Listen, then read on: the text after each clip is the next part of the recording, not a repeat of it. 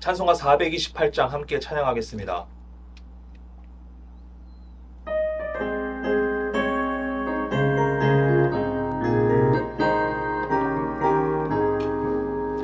내 영혼에 햇빛 비치니 주 영광 찬란해. 이 세상 어떤 빛보다 이 빛 더 빛나네. 주의 영광 빛난 광채 내게 비춰 주시옵소서. 그 밝은 얼굴 배울 때 나의 영혼 기쁘다. 내 영혼에 노래 있으니 주 찬양합니다. 주 귀를 기울이시사 다 듣고 계시네. 주의 영광 빛난 광채 내게 비춰 주시옵소서. 그 밝은 얼굴 배울 때 나의 영혼 기쁘다.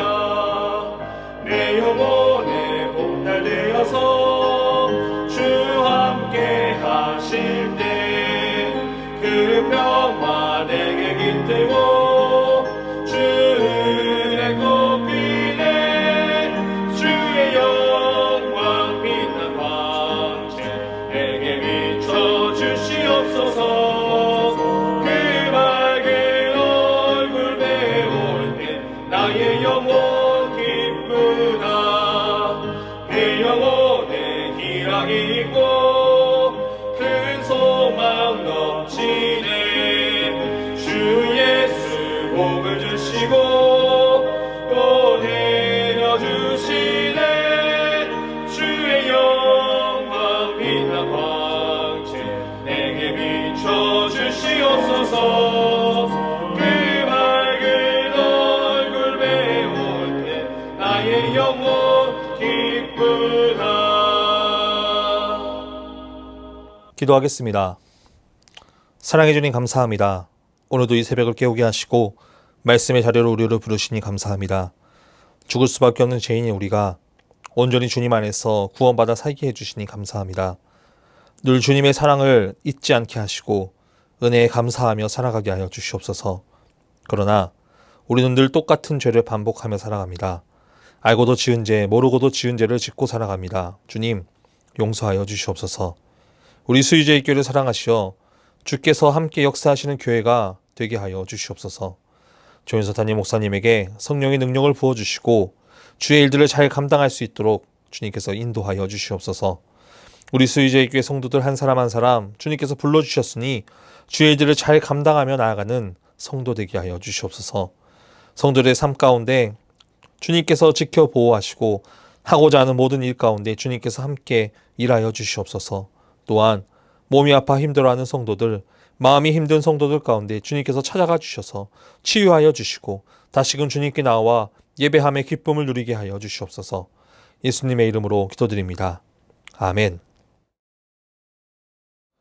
오늘 우리가 함께 읽을 말씀은 역대하 36장입니다. 36장. 그 땅의 백성이 요시아의 아들 요아스를 세워 그의 아버지를 대신하여 예루살렘에서 왕으로 삼으니 요아스가 왕위에 오를 때의 나이가 23세더라. 그가 예루살렘에서 다스린 지 석 달에 애굽 왕이 예루살렘에서 그의 왕위를 폐하고 또 그 나라에 은 100달란트와 금 1달란트를 벌금으로 내게 하며 애굽 왕 느고가 또 그의 형제 엘리야김을 세워 유다와 예루살렘 왕으로 삼고 그의 이름을 고쳐 여호야김이라 하고 그의 형제 여호아스를 애굽으로 잡아갔더라. 여호야김이 왕위에 오를 때의 나이가 25세라. 예루살렘에서 11년 동안 다스리며 그의 하나님 여호와 보시기에 악을 행하였더라. 바벨론 왕 느부갓네살이 올라와서 그를 치고 그를 쇠사슬로 결박하여 바벨론으로 잡아가고, 느부갓네살이 또 여호와의 전 기구들을 바벨론으로 가져다가 바벨론에 있는 자기 신당에 두었더라. 여호야김의 남은 사적과 그가 행한 모든 가증한 일들과 그에게 발견된 악행이 예루살렘과 유다 열왕기에 기록되니라. 그의 아들 여호야긴이 대신하여 왕이 되니라. 여호야긴이 왕위에 오를 때의 나이가 8세라. 예루살렘에서 석 달 열흘 동안 다스리며 여호와 보시기에 악을 행하였더라. 그 해에 느부갓네살 왕이 사람을 보내어 여호야긴을 바벨론으로 잡아가고 여호와의 전에 귀한 그릇들도 함께 가져가고 그의 숙부 시드기야를 세워 유다와 예루살렘으로 왕을 삼았더라. 시드기야가 왕위에 오를 때의 나이가 21세라.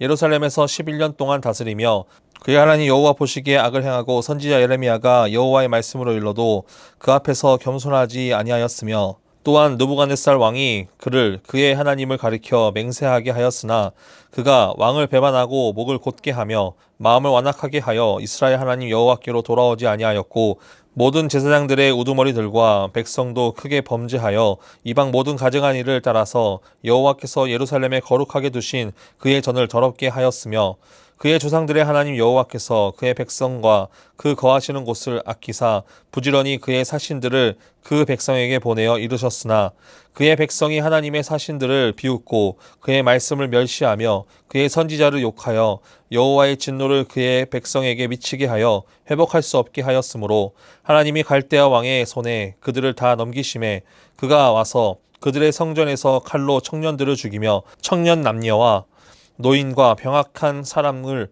긍휼히 여기지 아니하였으며, 또 하나님의 전에 대소 그릇들과 여호와의 전에 보물과 왕과 방백들의 보물을 다 바벨론으로 가져가고, 또 하나님의 전을 불사르며 예루살렘 성벽을 헐며 그들의 모든 궁실을 불사르며 그들의 모든 귀한 그릇들을 부수고, 칼에서 살아남은 자를 그가 바벨론으로 사로잡아가매 무리가 거기서 갈대아 왕과 그의 자손의 노예가 되어 바사국이 통치할 때까지 이르니라. 이에 토지가 황폐하여 땅이 안식년을 누린같이 안식하여 70년을 지냈으니 여호와께서 예레미야의 입으로 하신 말씀이 이루어졌더라. 바사의 고레스 왕 원년에 여호와께서 예레미야의 입으로 하신 말씀을 이루시려고 여호와께서 바사의 고레스 왕의 마음을 감동시키매 그가 온 나라에 공포도 하고 조서도 내려 이르되, 바사 왕 고레스가 이같이 말하노니 하늘의 신 여호와께서 세상 만국을 내게 주셨고 나에게 명령하여 유다 예루살렘의 성전을 건축하라 하셨나니, 너희 중에 그의 백성된 자는 다 올라갈지어다. 너희 하나님 여호와께서 함께 하시기를 원하노라 하였더라. 아멘. 오늘은 역대하 36장 15절 말씀을 중심으로 하나님께서는 우리를 아끼신다 라는 제목으로 하나님의 말씀을 전하겠습니다. 보통 부모는 자신의 아이를 누구보다 사랑합니다. 당연한 말입니다. 그런데 내 아이에게 있어서 엄할 때가 있습니다. 내 아이가 나쁜 길로 갈 때, 혹은 예의 바르지 못하는 일을 할 때, 또 다른 사람들에게 피해를 줄 때 우리가 생각하기에 안 좋은 모습을 보였을 때는 엄격하게 훈육을 합니다. 분명 부모는 내 아이가 잘 되었으면 하는 생각에 훈육을 하지만 아이 입장에서 생각해 봤을 때는 어떨까요? 그저 나를 혼내는 부모로밖에 보지 않는다는 것입니다. 오늘 역대하 36장은 마지막으로 장차 65일간의 역대기 말씀을 살펴보았습니다. 이 역대기 말씀을 살펴보니까 우리가 무엇을 나누었습니까? 왕들의 이야기도 보았고요. 이스라엘 백성들의 이야기도 보았습니다. 그러면서 우리는 깨달은 것들이 있습니다. 우리가 정말 하나님의 말씀대로 순종하며 살아가고 있었는지, 하나님의 계획 아래 있었는지 우리도 깨닫기도 했습니다. 결국 우리는 역대기 말씀을 통해서 이스라엘 백성들의 모습을 보았고 우리들의 인생들을 또 돌아보았습니다. 매일같이 새벽 예배를 드리며 우리들의 삶도 매일매일 다르다는 것도 우리가 깨닫게 되었습니다. 그리고 그 매일매일의 삶 가운데 우리는 조금씩 다른 삶을 살아가고 있음도 깨닫게 되었습니다. 우리가 이 35장 말씀을 보면서 요시야 왕에 대해서 우리가 나누었습니다. 유다의 3대 선왕 중에 한 사람인 하나님 앞에서 말씀으로 유월절을 회복한 왕입니다. 그것도 남유다와 북이스라엘이 하나가 되어 지킨 유월절을 회복했습니다. 하나님 앞에서 귀한 일들을 감당합니다. 그런데 그의 자녀들을 보니까 어떻습니까? 정말 요시야 왕의 아들인지 의문이 갈 정도입니다. 오늘 36장은 23절까지 기록하고 있습니다. 그런데 이 짧은 장에서 무려 4명의 왕이나 등장합니다. 1절에 여호아스, 4절에 여호야김, 9절에 여호야긴, 11절에 시드기야까지 등장합니다. 여호아스는 그리고 여호야김, 시드기야는 요시야의 아들입니다. 그리고 여호야긴은 요시야의 손자입니다. 그런데 이 모든 왕이 다 악을 행합니다. 하나님을 잘 섬기고 다윗의 길대로 따르며 좌우로 치우치지 않았던 요시야 왕들의 그 자녀들이 악을 행하고 있습니다. 하나님께서는 악을 행하고 있는 왕들에게 계속해서 말씀하셨을 텐데 이 왕들은 계속해서 악을 행합니다. 그 결과는 어떻습니까? 여호아스는 3개월 만에 왕위에서 패하게 됩니다. 여호야김도 애굽 왕 느고를 통해서 엘리야김에서 여호야김으로 이름이 고쳐지게 되고 애굽으로 잡혀갑니다. 여호야긴은 겨우 8살밖에 되지 않았는데 여호와 앞에서 악을 행하였다고 되고 3개월 10일 만에 쫓겨납니다. 시드기야는 어떻습니까? 바벨론으로 잡혀가서 남유다는 결국 망하게 됩니다. 이것만 보면 왕이 제대로 통치 못하고 무너지는 모습을 보았다면 누구라도 자신의 아버지 때를 기억할 것입니다. 6월절을 회복하는 그 말씀으로 좌우로 치우치지 않았던 그 요시야 왕의 그 모든 것들을 기억하며 누구라도 회개했을 것입니다. 심지어 예레미야와 여러 선지자들을 통해서 하나님의 징조를 보여주셨을 텐데도 불구하고 기록된 말씀에서는 하나같이 여호와 앞에서 악을 행하였다라고 말합니다. 그런데 이 4명의 왕들을 보면 우리들의 모습과도 다르지 않습니다. 우리는 죄를 짓고도 회개하려 하지 않습니다. 하나님께서는 계속해서 말씀하시지만 우리는 그 말씀을 듣지 못하고 아직도 응답하기를 바라는 하나님을 우리는 계속해서 바라고 있습니다. 우리는 그만큼 연약한 존재입니다. 36장에 등장하는 왕들만 보면 희망이 없을 것만 같지만 우리는 그 안에서 우리에게 역사하시는 하나님을 볼 수 있습니다. 15절 말씀에 이렇게 기록합니다. 그 조상들의 하나님 여호와께서 그의 백성과 그 거하시는 곳을 아끼사 부지런히 그의 사신들을 그 백성에게 보내어 이루셨으나. 아멘. 하나님께서 그의 백성과 거하시는 곳을 아껴주신다라고 기록합니다. 하나님께서 이스라엘 백성들에게 하신 약속이 무엇입니까? 하나님의 자녀로, 하나님의 백성으로 불러주셨습니다. 그리고 적과 꿀이 흐르는 가나안으로 인도하셨습니다. 하나님께서 선택하셨고 하나님께서 인도하신 땅에서 역사하셨습니다. 아무리 죄를 짓고 악행을 행하였어도 하나님께서는 그들을 그냥 내버려 두시지 않으셨다라는 것입니다. 그리고 그것으로 끝나는 것이 아니라 아껴주셨습니다. 우리가 포로기 70년을 이야기할 때 시드기야가 잡혀가서 그때부터 망한 것이 아닙니다. 여호야김이 바벨론에 잡혀갔던 그때부터 70년을 말합니다. 결국 나라가 망하기 전에 이미 다른 나라가 들어와서 유다를 흔들어 놓습니다. 결국 망해간 것이 아니라 그냥 망한 것입니다.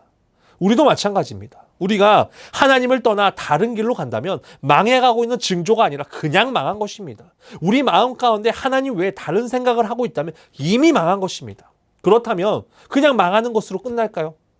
36장 말씀, 특히 22절부터 말씀은 하나님께서 아끼신 이스라엘 백성들에게 희망의 메시지를 보여줍니다.